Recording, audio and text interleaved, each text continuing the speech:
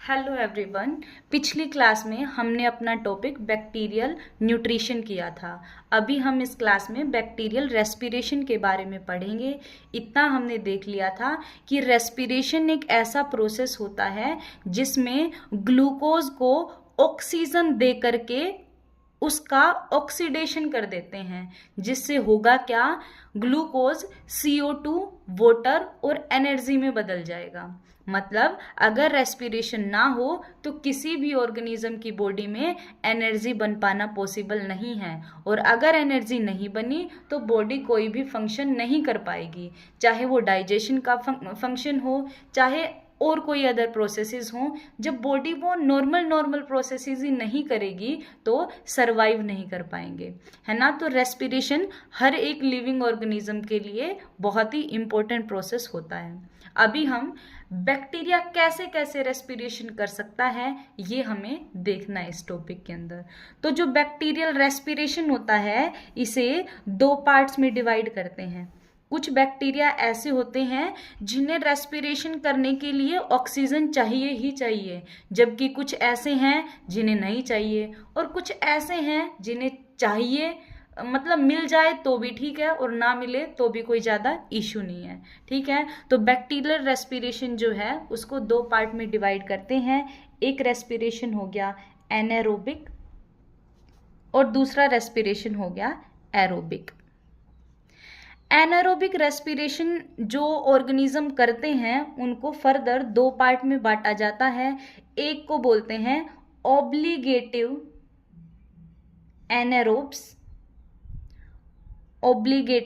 Anaerobes और एक को बोलते हैं फैकल्टेटिव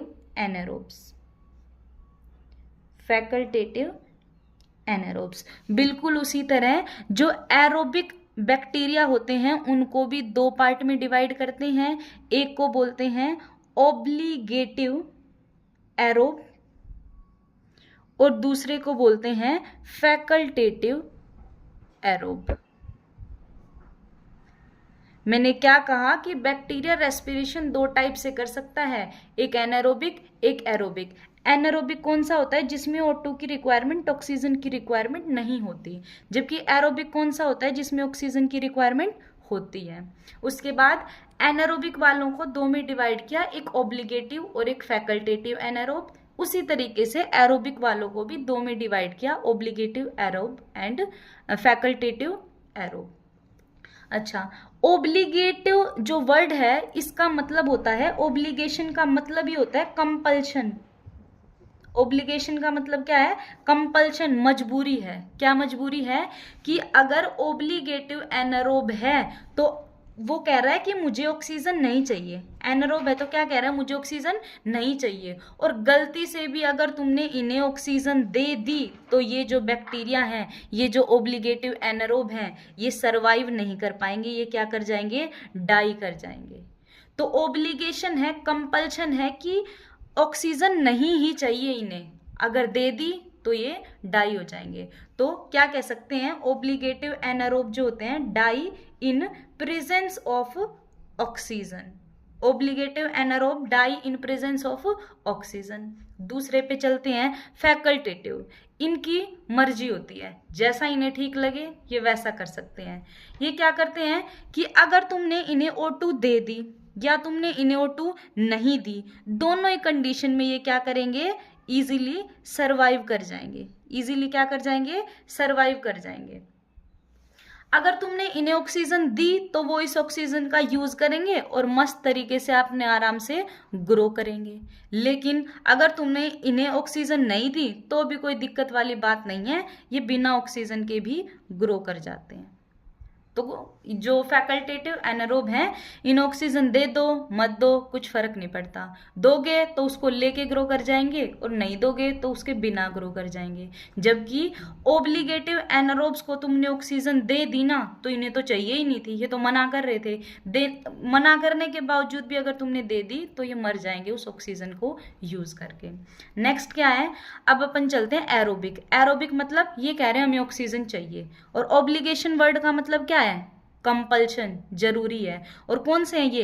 एरोब। ये कह रहे हैं हमें ऑक्सीजन चाहिए, अगर तुम ऑक्सीजन दोगे तभी हम क्या करेंगे? सरवाइव करेंगे। और अगर तुमने ऑक्सीजन नहीं दी तो क्या कर जाएंगे? हम डाई कर जाएंगे। अब इनके ऊपर क्या ऑब्लिगेशन लग चुका है, क्या कंपल्शन लग चुका है कि ऑक्सीजन चाहिए। चाहिए तो दे दी तो ठीक है, अदरवाइज ये सरवाइव नहीं कर पाएंगे। नेक्स्ट कौन से हैं? Facultative aerobe. फैकल्टेटिव एरोब में फिर से वही है कि ऑक्सीजन दे दी तो भी कोई इशू नहीं है, अगर नहीं दी तो भी कोई इशू नहीं है। क्यों? क्योंकि मर्जी के मालिक है, फैकल्टेटिव्स हैं ये, है ना, इनकी खुद की चलती है। ऑक्सीजन दोगे तो सही है, नहीं दी तो भी सही है। तो ये हमने बैक्टीरियल रेस्पिरेशन के बारे में पढ़ लिया। अब हम अपने नेक्स्ट टॉपिक के ऊपर चलेंगे, बैक्टीरियल रिप्रोडक्शन के ऊपर। अपना नेक्स्ट टॉपिक है बैक्टीरियल रिप्रोडक्शन।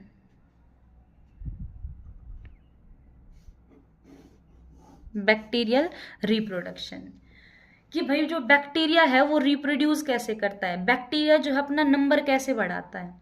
तो जो बैक्टीरियल रिप्रोडक्शन है, बैक्टीरिया जो रिप्रोडक्शन है वो 3 टाइप से कर सकता है। एक पहला टाइप है बाइनरी फिजन, पहला टाइप है बाइनरी फिजन। दूसरा टाइप है एंडोस्पोर फॉर्मेशन, दूसरा टाइप है एंडोस्पोर फॉर्मेशन। और तीसरा टाइप है जेनेटिक रिकॉम्बिनेशन, तीसरा टाइप है जेनेटिक रिकॉम्बिनेशन। तो बैक्टीरिया रिप्रोडक्शन 3 टाइप से कर सकता है, बाइनरी फिजन से, एंडोस्पोर फॉर्मेशन से और जेनेटिक रिकॉम्बिनेशन से। जो ये जेनेटिक रिकॉम्बिनेशन होता है ये फर्दर 3 टाइप का होता है। जेनेटिक रिकॉम्बिनेशन फर्दर 3 टाइप का होता है। एक है ट्रांसफॉर्मेशन, एक क्या है? ट्रांसफॉर्मेशन। दूसरा है ट्रांसडक्शन, ट्रांसडक्शन। और इसका लास्ट टाइप है कॉन्जुगेशन, कॉन्जुगेशन। जैसे ही हम इनके बारे में पढ़ेंगे अपना बैक्टीरियल रिप्रोडक्शन पूरा हो जाएगा। अपन पहले के साथ शुरुआत करते हैं, बाइनरी फिजन के साथ शुरुआत करते हैं।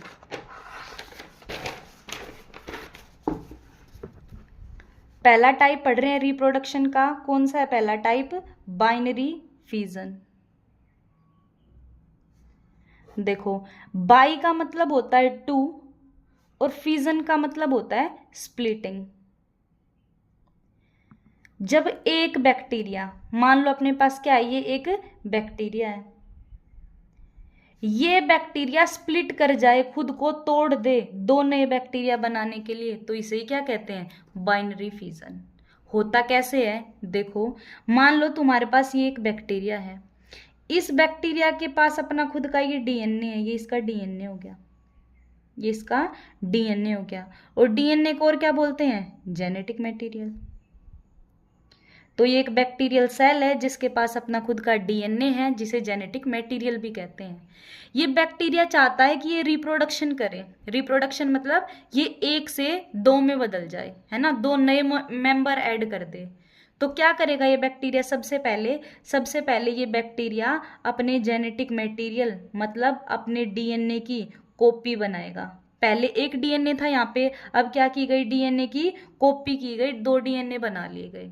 जैसे ही 2 डीएनए बनेगा, ये जो बैक्टीरियल सेल है ये ऐसे अंदर की तरफ, इसकी जो मेम्ब्रेन्स हैं ये इनवेजिनेट करने लगती हैं, अंदर की तरफ ऐसे फोल्ड होने लगती हैं। और धीरे धीरे एक स्टेज आएगी जिसमें क्या होगा, ये दोनों की दोनों मेम्ब्रेन जो हैं ये आपस में ऐसे मिल जाती हैं। और जैसे ये मिलती हैं, ये एक डीएनए इस तरफ होता है, एक डीएनए इस तरफ होता है, और लास्ट में ये स्प्लिट कर जाएगी, यहाँ से मेम्ब्रेन टूट जाएगी। टूटते ही क्या? 2 नई बैक्टीरिया की सेल अपने पास बन जाएंगी। तो मतलब अगर बैक्टीरिया को बाइनरी फिजन से 2 नए बैक्टीरियाज की फॉर्मेशन करनी है तो सबसे पहले बैक्टीरिया अपने जेनेटिक मटेरियल, अपने डीएनए की कॉपी करवाएगा। कॉपी करवाने के बाद ऐसा नहीं है सिर्फ डीएनए की करवाता है, और भी चीजों की करवाता है। जो भी चीजें इस सेल में हैं सबकी कॉपी करवाएगा, सबके नंबर को डबल कर देगा, और करने के बाद उसकी जो प्लाज्मा मेम्ब्रेन है अंदर की तरफ इनवेजिनेट करने लगेगी। इनवेजिनेट क्यों बोला? इन मतलब अंदर, वेजिनेट मतलब अंदर की तरफ फोल्ड होना, अंदर की तरफ फोल्ड होने लगी है। धीरे धीरे करके ये मेम्ब्रेन एक दूसरे के पास आती जाएगी। जब ये टच कर जाएगी तो यहाँ से स्प्लिट हो जाएगी, और स्प्लिट होने के बाद अपने पास दो नए बैक्टीरिया बन जाएंगे। तो हमने पहला मेथड रिप्रोडक्शन का देख लिया है, जो क्या था, बाइनरी फिजन। अब हम अपना दूसरा मेथड ऑफ रिप्रोडक्शन देखते हैं, जो क्या है, endospore formation. Endospore formation. Just suppose कि ये एक बैक्टीरिया है, ये एक बैक्टीरिया है, और ये इस बैक्टीरिया का क्या है, डीएनए है। ये बैक्टीरिया है और ये इस बैक्टीरिया का डीएनए है।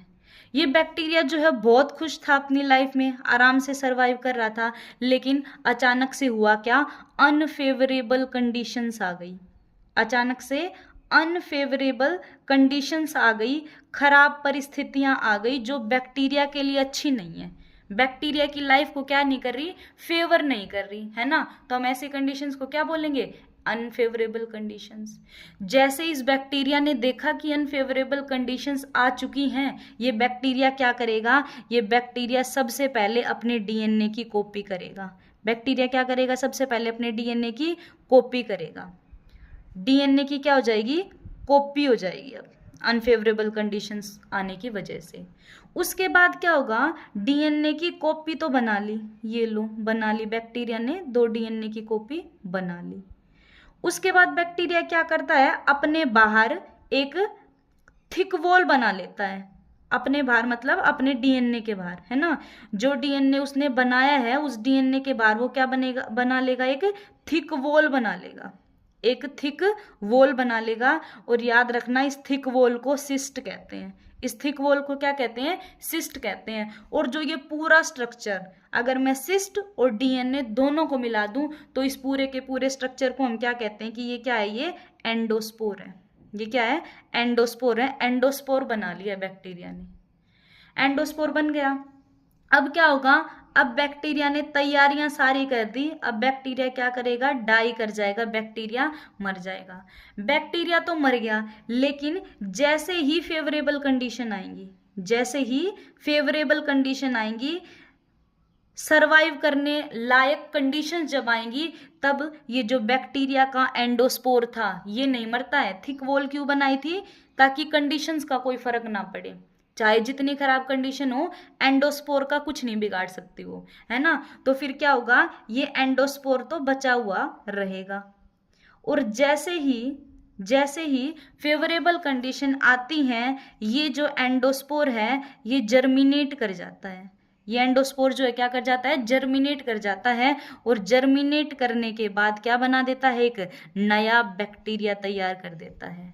तो ये भी क्या हो गया, इनका एक रिप्रोडक्शन का मेथड हो गया। एक नया बैक्टीरिया यहाँ पे तैयार हो चुका है।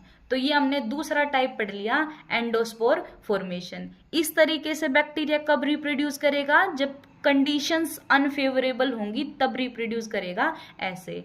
अब हम अपना नेक्स्ट और लास्ट टाइप देखते हैं, जेनेटिक रिकॉम्बिनेशन। जो अपना रिप्रोडक्शन का, बैक्टीरियल रिप्रोडक्शन का लास्ट टाइप है, वो क्या है, जेनेटिक रिकॉम्बिनेशन। देखो, जेनेटिक का मतलब है यहाँ पे जेनेटिक मटेरियल। जेनेटिक का मतलब क्या है, यहाँ पे जेनेटिक मटेरियल की बात हो रही है यहाँ पे। और री का मतलब क्या होता है, दोबारा। री का मतलब क्या होता है, दोबारा। और कम्बिनेशन मतलब कंबाइन हो जाना। कम्बिनेशन मतलब कंबाइन हो जाना, जुड़ जाना, है ना। तो जेनेटिक रिकॉम्बिनेशन एक ऐसा प्रोसेस होता है जिसमें एक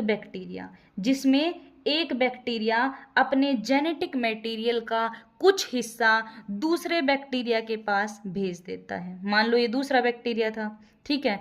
तो एक बैक्टीरिया, ये फर्स्ट बैक्टीरिया और ये सेकंड बैक्टीरिया, अगर कोई एक बैक्टीरिया अपने जेनेटिक मटेरियल का हिस्सा, कुछ पार्ट दूसरे बैक्टीरिया के पास ट्रांसफर कर दे, तो इस प्रोसेस को जेनेटिक रिकॉम्बिनेशन कहते हैं। क्योंकि जेनेटिक रिकॉम्बिनेशन क्यों कहा, क्योंकि जेनेटिक मटेरियल को ट्रांसफर किया जा रहा है ना। और रिकॉम्बिनेशन क्यों बोला, इसका जो हिस्सा आएगा वो यहाँ पे जुड़ेगा ना, तो कंबाइन हो गए, दो डीएनए कंबाइन हो जाएंगे, है ना। तो जेनेटिक रिकॉम्बिनेशन क्या होता है, in which some part of genetic material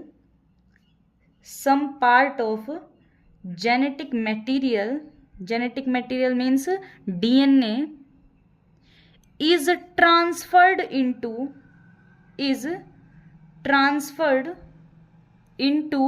another bacteria, जब एक बैक्टीरिया अपने जेनेटिक मटेरियल का कुछ हिस्सा दूसरे बैक्टीरिया में ट्रांसफर कर दे तो उसे जेनेटिक रिकॉम्बिनेशन कहते हैं। जेनेटिक रिकॉम्बिनेशन 3 टाइप का होता है। पहला ट्रांसफॉर्मेशन, दूसरा कॉन्जुगेशन और तीसरा ट्रांसडक्शन। तीसरा क्या है? ट्रांसडक्शन। हम पहले के साथ शुरुआत करते हैं। ट्रांसफॉर्मेशन में क्या होगा देखो, मान लो सबसे पहली बात, ट्रांसफॉर्म का मतलब होता है चेंज होना किसी चीज का। हम कहते हैं ना घर को ट्रांसफॉर्म करवा लिया, घर में थोड़ा सा चेंज करवा लिया, है ना। तो ट्रांसफॉर्मेशन का मतलब क्या होता है? चेंज होना किसी चीज का, है ना। तो ट्रांसफॉर्मेशन में जरा देखो क्या होगा। मान लो ये एक बैक्टीरिया की सेल, और ये बैक्टीरिया का डीएनए। ये बैक्टीरिया की सेल है, बैक्टीरियल सेल है, और ये क्या है? उसका डीएनए। फिर से वही बात, आराम से थी ये बैक्टीरियल सेल, है ना, कोई दिक्कत नहीं थी इसकी लाइफ में। हुआ क्या? अनफेवरेबल कंडीशंस आ गई। क्या हो गया? अनफेवरेबल कंडीशंस आ गई। अनफेवरेबल कंडीशंस आने की वजह से क्या हुआ? ये बैक्टीरिया की जो सेल है, बैक्टीरियल जो सेल है, ये क्या कर गई? बर्स्ट कर गई, फट गई ये सेल। और जैसे ये बैक्टीरियल सेल फटी, मान लो ये बैक्टीरिया की सेल ऐसे फट गई, तो इसका जेनेटिक मटेरियल जो है क्या हो गया? बाहर आ गया। बैक्टीरिया की सेल में क्या हो गया? बस्टिंग हो गई, फट गई, उस वजह से इसका जेनेटिक मटेरियल बैक्टीरिया का बाहर आ गया। अब मान लो नियर बाय इसी के पास में कोई एक और बैक्टीरिया प्रेजेंट था। मान लो ये अनदर बैक्टीरिया, एक बैक्टीरिया तो फट चुका है, ये क्या है? दूसरा बैक्टीरिया जो इसी के साइड में पड़ा था। बैक्टीरिया की कमी तो है नहीं, मिलेंगे, जरूर मिलेंगे आसपास। तो यहाँ पे पड़ा था एक और बैक्टीरिया। तो बैक्टीरियल सेल की क्या प्रॉपर्टी होती है कि अगर उन्हें आसपास कोई जेनेटिक मटेरियल दिखता है ना, डीएनए दिखता है, तो वो उसे अपटेक कर लेती हैं, उसे अपने अंदर ले लेती हैं। तो जैसे इस दूसरे बैक्टीरिया ने देखा कि कोई बैक्टीरिया यहाँ पे फट गया और उसका डीएनए बाहर आ गया है, तो वो उस बैक्टीरिया के जेनेटिक मटेरियल का क्या कर लेते हैं? अपटेक कर लेते हैं, उसे अपने अंदर ले लेते हैं। तो ये इस वजह से क्या हुआ? इस वजह से हुआ ये कि एक डीएनए तो बैक्टीरिया का खुद का था और दूसरा डीएनए बैक्टीरिया ने बस्ट हुए बैक्टीरियल सेल का ले लिया। अब दो डीएनए आ चुके हैं, दो जेनेटिक मटेरियल आ चुके हैं इस बैक्टीरिया के पास। जेनेटिक मटेरियल मतलब डीएनए। डीएनए पे क्या होंगे? डीएनए पे क्या प्रेजेंट होंगे? डीएनए पे प्रेजेंट होंगे जीन्स, और वो जीन्स क्या करेंगे? आरएनए बनाएंगे। आरएनए से क्या बनेगा? प्रोटीन बनेंगे।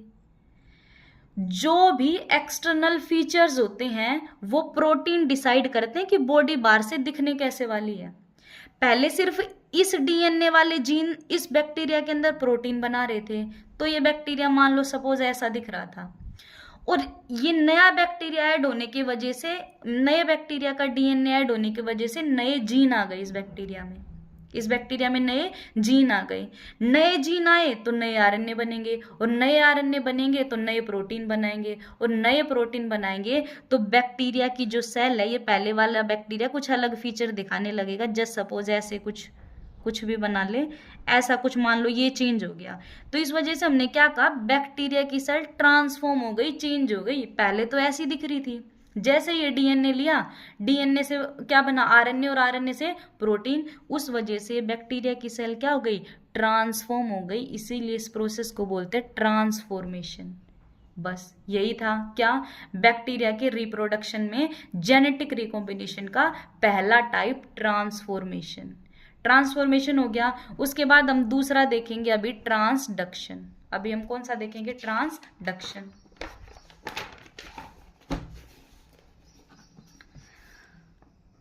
नेक्स्ट जो जेनेटिक रिकॉम्बिनेशन का टाइप है वो क्या है? वो ट्रांसडक्शन है। एक बहुत ही इंपॉर्टेंट बात याद रखना, ट्रांसडक्शन जो होता है इसके लिए बैक्टीरिया को बैक्टीरियोफाज की जरूरत पड़ती है। बैक्टीरियोफाज मतलब वायरस, बैक्टीरियोफाज मतलब वायरस। मतलब जेनेटिक रिकॉम्बिनेशन में क्या होता है, ये चीज हमने देख ली कि एक बैक्टीरिया अपने जेनेटिक मटेरियल का कुछ हिस्सा, अपने जेनेटिक मटेरियल का कुछ हिस्सा, मान लो ये फर्स्ट बैक्टीरिया और ये सेकंड बैक्टीरिया, ये फर्स्ट बैक्टीरिया क्या करेगा, अपने जेनेटिक मटेरियल का कुछ हिस्सा इसके पास भेजना चाहता है। तो ट्रांसडक्शन अगर हो रहा है तो इस जेनेटिक मटेरियल को, इस छोटे से डीएनए के पार्ट को इस बैक्टीरिया में ले जाने का काम वायरस करेगा। और अगर एक वायरस जेनेटिक मटेरियल को ट्रांसफर करने में हेल्प करे तो उस प्रोसेस को क्या बोलते हैं, उस प्रोसेस को हम ट्रांसडक्शन बोलते हैं। जरा देखो कैसे हेल्प करेगा। सबसे पहले इसमें हम क्या लिखेंगे, ट्रांसडक्शन क्या होता है, transfer of genetic material, transfer of genetic material from one bacterium to another with the help of virus, with the help of virus. तो इसे हम क्या बोलते हैं, ट्रांसडक्शन बोलते हैं। कैसे होगा जरा देखो, मान लो तुम्हारे पास ये बैक्टीरिया की सेल, क्या है ये बैक्टीरिया की सेल, इस बैक्टीरिया की सेल में ये इस बैक्टीरिया की सेल का डीएनए, ये इस बैक्टीरिया की सेल का डीएनए। मान लो सपोज इसके ऊपर क्या हो जाए, एक वायरस अटैक कर दे, इसके ऊपर क्या करे, एक वायरस जो है वायरस अटैक कर दे इस बैक्टीरिया की सेल पे, तो ये वायरस का जेनेटिक मटेरियल। तो याद रखना वायरस कभी भी बॉडी के अंदर पूरा नहीं घुसता है ना, वो सिर्फ अपना जेनेटिक मटेरियल भेजता है, डीएनए भेजता है। तो इस वायरस ने जैसे इस बैक्टीरिया की सेल के ऊपर अटैक किया, इस बैक्टीरिया की सेल में पोर क्रिएट करके ये अपने जेनेटिक मटेरियल को अंदर ट्रांसफर कर देगा। हो गया जेनेटिक मटेरियल अंदर ट्रांसफर बैक्टीरिया का। आगे देखो क्या होगा, ये बैक्टीरिया का डीएनए और ये वायरस का डीएनए आ चुका है। जैसे ही वायरस बैक्टीरिया की सेल में घुसता है ना, वायरस के खुद के एंजाइम नहीं होते, वायरस बैक्टीरिया की मशीनरी को यूज करके, ध्यान से सुनना, बैक्टीरिया की मशीनरी को यूज करके, मतलब बैक्टीरिया में प्रेजेंट एंजाइम्स का यूज करके अपने डीएनए की कॉपी करवाएगा। जैसे ही डीएनए की कॉपी होने लगेगी, मान लो ऐसे बहुत सारे डीएनए की कॉपी हो गई, साथ में वो प्रोटीन भी बनाएगा। और वायरस की जो ये बाहर का स्ट्रक्चर होता है ना, ये वाला, ये प्रोटीन से मिलके बना होता है। तो जैसे ही वायरस प्रोटीन बना लेगा, वायरस के जेनेटिक मटेरियल के बाहर क्या लग जाएगी, ये ऐसे कोट लग जाएगी, प्रोटीन की कोट लग जाएगी। ऐसे बहुत सारे वायरसेस जो है इस बैक्टीरिया की सेल में बन जाएंगे। जब ये पैकेजिंग हो रही होती है, जब ये जेनेटिक मटेरियल की कॉपी हो रही होती है, तो थोड़ा सा इस बैक्टीरिया के डीएनए का पार्ट वायरस के डीएनए के साथ जुड़ जाता है, ऐसे जुड़ गया वायरस के डीएनए के साथ, बैक्टीरिया का डीएनए वाला पार्ट थोड़ा सा ऐसे जुड़ गया मान लो। अब क्या होगा, वायरस की इतनी ज्यादा कॉपी हो जाती है इस बैक्टीरिया की सेल में कि बैक्टीरिया की सेल में क्या हो जाती है, लाइसिस हो जाती है, बैक्टीरिया की सेल क्या हो जाती है, बस्ट कर जाएगी। मान लो ये बैक्टीरिया की सेल बस्ट कर गई। जैसे ही बैक्टीरिया की सेल बस्ट की, ये जो वायरस के पार्टिकल्स हैं, ये वायरस जो है ये ऐसे बाहर निकलेगा, ऐसे बाहर निकल गया, ये बाहर निकल गया और ये उसका डीएनए। इतना होने के बाद अब अगर इस वायरस ने किसी दूसरे बैक्टीरिया के ऊपर, वो पहला बैक्टीरिया था, ये कोई दूसरा ही बैक्टीरिया है, वो तो फट चुका। अब अगर यही सेम वायरस, अगर यही सेम वायरस इस बैक्टीरिया के ऊपर अटैक कर दें तो क्या होगा, वायरस अपने जेनेटिक मटेरियल को ट्रांसफर करेगा और उस जेनेटिक मटेरियल के साथ जो डीएनए का हिस्सा इस बैक्टीरिया का यहाँ लगा था, वो इस बैक्टीरिया की सेल में ट्रांसफर हो गया। तो हम क्या कहेंगे, क्या हो गया, ये ट्रांसडक्शन हो गया, जेनेटिक मटेरियल, इस बैक्टीरिया का जेनेटिक मटेरियल इसमें आ चुका है। यही बात हुई थी, किसका हेल्प लेके हुआ है ये प्रोसेस, वायरस का हेल्प लेके हुआ है। इस वजह से हमने इसको क्या बोल दिया, ट्रांसडक्शन बोल दिया। साथ में बैक्टीरिया का खुद का डीएनए तो है ही है उसका, तो इसी प्रोसेस को क्या बोलते हैं, ट्रांसडक्शन। अब अपना लास्ट बचा है इसमें कॉन्जुगेशन। लास्ट क्या है, कॉन्जुगेशन। कॉन्जुगेशन देखो क्या होगा कॉन्जुगेशन में, फिर से वही बात, ये बैक्टीरिया का खुद का डीएनए, ये बैक्टीरिया की सेल और ये बैक्टीरिया का खुद का डीएनए। इस बैक्टीरिया के डीएनए को कहते हैं मेन डीएनए। क्या कहते हैं, मेन डीएनए। कुछ बैक्टीरियाज के डीएनए में मेन डीएनए के अलावा भी डीएनए होता है, मेन डीएनए के अलावा भी डीएनए होता है, और उसको हम कहते हैं प्लाज्मिड। उसे क्या कहते हैं, प्लाज्मिड। जब बैक्टीरिया के अंदर मेन डीएनए के अलावा और भी डीएनए मिले तो उसे हम क्या कहते हैं, प्लाज्मिड कहते हैं। और प्लाज्मिड का दूसरा क्या नाम है, एक्स्ट्रा क्रोमोसोमल डीएनए। प्लाज्मिड का दूसरा नाम क्या है, एक्स्ट्रा क्रोमोसोमल डीएनए। मतलब इस डीएनए से एक्स्ट्रा है ये, इसलिए इसको क्या बोल दिया, एक्स्ट्रा क्रोमोसोमल डीएनए। एक बात, जरूरी नहीं है कि प्लाज्मिड हर एक बैक्टीरिया में हो, हर एक बैक्टीरिया में, ईच बैक्टीरिया में तुम्हें प्लाज्मिड मिले, ऐसा कोई जरूरी नहीं है। किसी बैक्टीरिया में मिलता है, किसी में नहीं मिलता। तो मान लो इस बैक्टीरिया के पास ये प्लाज्मिड है और अपने पास एक और बैक्टीरिया है, ये लो एक और बैक्टीरिया है, इस बैक्टीरिया के पास सिर्फ क्या है, मेन डीएनए है और ये प्लाज्मिड नहीं है, ये प्लाज्मिड नहीं है। तो अब ये क्या करेगा, ये वाला बैक्टीरिया इसको प्लाज्मिड देगा। क्या करेगा, प्लाज्मिड देगा। कैसे देगा, सबसे पहले तो क्या होगा, ये पहले वाला बैक्टीरिया, ये वाला बैक्टीरिया अपने प्लाज्मिड की कॉपी बनाएगा। ये तो उसका मेन डीएनए हो गया और उसने प्लाज्मिड की क्या बना ली, कॉपी। भाई ये एक ये इसको दे देगा तो इसके पास तो बचेगा ही नहीं, तो सबसे पहले ये क्या करता है, कॉपी बनाता है। कॉपी बन गई, कॉपी बनाने के बाद क्या होगा, अब मान लो इस बैक्टीरिया को भी हम नीचे बना लें, ये इस बैक्टीरिया का मेन डीएनए। अब क्या होगा, एक ट्यूब निकलेगी। क्या निकलेगी, एक ट्यूब निकलेगी, और इस ट्यूब का नाम क्या होता है, इस ट्यूब का नाम होता है पाइलस। क्या नाम होता है, पाइलस, या फिर इसको पिल्लाई भी कह देते हैं, ठीक है। या फिर इसी का नाम क्या होता है, कॉन्जुगेशन ट्यूब भी होता है। इसी का नाम क्या होता है, कॉन्जुगेशन ट्यूब। बैक्टीरिया ने एक ट्यूब निकाली और इस ट्यूब से अब क्या होगा, ये वाला प्लाज्मिड इसके अंदर पहुंच जाएगा। तो तुम्हें क्या दिखेगा, लास्ट में तुम्हें दिखेगा एक प्लाज्मिड इसमें बच गया, एक प्लाज्मिड इसमें आ चुका है। मेन डीएनए दोनों के पास अपना था ही, तो अब दोनों के पास क्या हो चुका है, प्लाज्मिड आ चुका है। दोनों बैक्टीरियल सेल्स के ऊपर क्या आ चुका है, प्लाज्मिड आ चुका है। तो यही होता है क्या, कॉन्जुगेशन का प्रोसेस। एक चीज और याद रखना, क्या कि जो सेल प्लाज्मिड को भेज रही है उस सेल को कहते हैं डोनर सेल, भाई यही डोनेट कर रही है ना। और दूसरी वाली जिसको वो दे रही है, जो रिसीव कर रही है, उसे कहते हैं रेसिपिएंट सेल। तो आज हमने अपना जो है बैक्टीरियल रिप्रोडक्शन का टॉपिक और बैक्टीरियल रेस्पिरेशन का टॉपिक पढ़ लिया है। अब हमारी नेक्स्ट क्लास में हमारा मोनेरा कंप्लीट हो जाएगा।